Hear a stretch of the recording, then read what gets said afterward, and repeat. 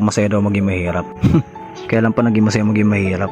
Ako, laki ako sa hirap at walang masaya sa pagiging mahirap.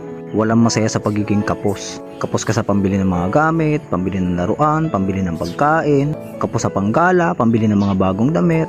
Anong masaya doon? Ha? Walang masaya sa pagiging mahirap. Walang masaya pag kinakapos ka sa pampagamot ng isang kapamilya mo na nagkasakit. Walang masaya pag kapos ka sa pambayad sa kuryente. Kapos ka sa pambayad sa renta, pambayad sa tubig, pambayad sa internet. Walang masaya doon.